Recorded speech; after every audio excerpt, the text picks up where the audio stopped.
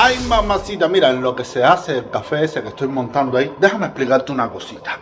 Ayer sacaron el programa más loco, más rocambolesco, pero que demuestra al mismo tiempo que el régimen está aterrado, pero muerto de pánico, de miedo con las sanciones del Parlamento Europeo, con las sanciones del Club de Londres, con todo lo que les va para arriba. Están en la última y tú quieres ver cómo demuestran que están aterrados, que no tienen armas, que perdieron esta guerra.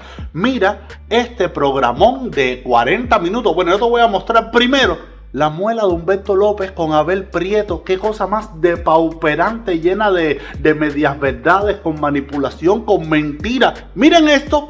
Con nosotros alguien que no lleva mucha presentación. Bienvenido, el presidente de Casa de las Américas, Abel Prieto. Gracias. Que esté con nosotros. Gracias por invitarme. He tenido el enorme placer de escucharlo hablar de este tema desde la perspectiva cultural y quisiera preguntarle, ¿esto es guerra cultural? ¿Esto es colonización cultural? Término que usted utiliza muy frecuentemente. Todo está conectado, Humberto. Esta guerra cognitiva aprovecha el espacio propicio que le otorga el avance de la colonización cultural, que la propia crisis cultural contemporánea crea. Hoy es un momento donde vamos a decir los antídotos frente a este dominio de las mentes están muy debilitados, porque hay un retroceso intelectual, es algo de lo que se habla en el audiovisual que vamos a ver. Hay una crisis de la inteligencia, hay una nueva irracionalidad. Este nuevo fascismo que estamos viendo crecer en Estados Unidos, en Europa, lo vimos con Bolsonaro en Brasil, este nuevo fascismo se fundamenta mucho como aquel fascismo clásico en la irracionalidad. Y hoy hay un problema con la capacidad de concentración de la gente, sobre todo de la gente joven. Hay un problema con lo que le llaman comprensión lectora.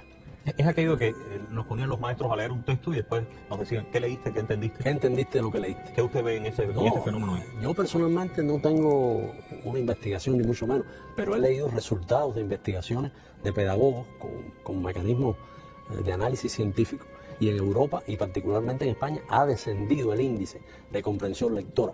Cada vez son más los adolescentes que saben leer, pero no saben entender lo que leen. No pueden explicar lo que leyeron. No pueden explicar lo que leyeron. Realmente se les escapa el mensaje de ese texto que pudieron descifrar a partir de una alfabetización elemental. Necesitan de esa otra alfabetización de la que hablamos, la que tiene que ver con lo cultural.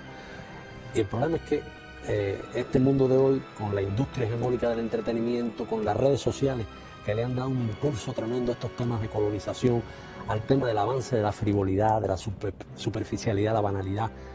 Hoy se confunden las noticias que tienen cierta importancia con los chismes de los famosos.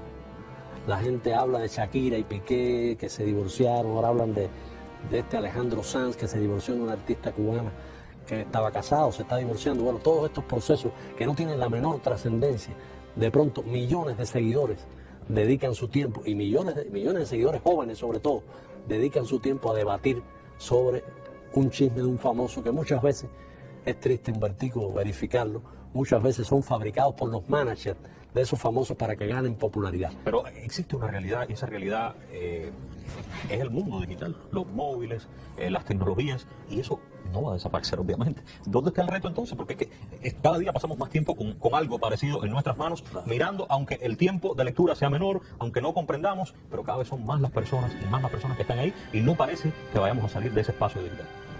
No, esa adicción, con ella hay que convivir. Y inevitablemente nuestros educadores, nuestros promotores culturales en las instituciones de base, en las comunidades, hay que hacer talleres para estar presente en las redes sin ser manipulados. Yo creo que esa es la clave de lo que nos pedía Fidel, de lo que nos pedía Martí. Fidel decía, sin cultura no hay libertad posible, parafraseando a Martí. Es decir, la idea de que sin cultura, y no hablaba del arte y la literatura, hablaba de cultura en general, de cultura para entender tu entorno, de tener referencias para entender este mundo que estamos viviendo, sus desafíos, sus problemas, sus dramas cotidianos. Sin eso te pueden manipular, te pueden conducir, pueden manipular tu información y tus emociones.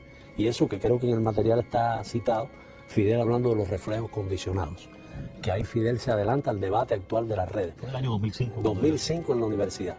Ahí Fidel dijo que la mentira te dificulta la capacidad de entender las cosas, de entender tu entorno, de entender el mundo, pero los reflejos condicionados te limitan la capacidad de pensar. Eso es lo que hacen las redes. Lamentablemente es lo que están haciendo en el mundo entero y nosotros estamos contaminados inevitablemente por eso. pero yo creo al mismo tiempo que tenemos mejores condiciones que nadie, Humberto, para batallar frente a esa colonización cultural, frente al avance de toda esa tontería y frente a la manipulación. Que en el caso de Cuba hay planes específicos de guerra psicológica, hay laboratorios trabajando eso, empresas que están contratadas. Recuerdo aquella denuncia de Bruno después de los incidentes del 11 y el 12 de julio del 2021, aquella conferencia de prensa que dio Bruno sobre cómo la operación político-comunicacional se había gestado desde la Florida, incluso desde algunos países europeos, se había hecho un trucaje de la geolocalización. Dice, la geolocalización, por ejemplo, de Twitter, se trucó para que apareciera como si fueran cuentas de gente residente acá en Cuba. Todo fue un montaje terrible con las peores intenciones, y envenenaron a mucha gente ingenua, mucha gente que se entrega a las redes como si fueran espacios, vamos a decir, de convivencia. Es como una especie de extensión de su vida espiritual. La vida privada y la vida pública se han borrado, se confunden. Las fronteras entre la verdad y la mentira en las redes se confunden todo el tiempo. Se habla de que vivimos en el mundo de la posverdad. Es decir, es muy importante eso que quería Fidel, eso que Martí quería, que fuéramos ciudadanos conscientes de nuestro destino, conscientes de dónde vivimos, conscientes de los peligros que tenemos ante nuestro proyecto de nación, ante la propia revolución cubana, que es equivalente a la nación. El otro día Miguel, en el Consejo Nacional, Miguel Barnett, en el Consejo Nacional de la UNED decía, lo que está en juego, más allá de la revolución, es la nación misma. Lo que quieren liquidar nuestros enemigos históricos, más que un gobierno, más que una estructura política, es la propia nación. Es decir, lo que defendió Céspedes en 1868 y de ahí después Martí le dio continuidad y Fidel, imagínate.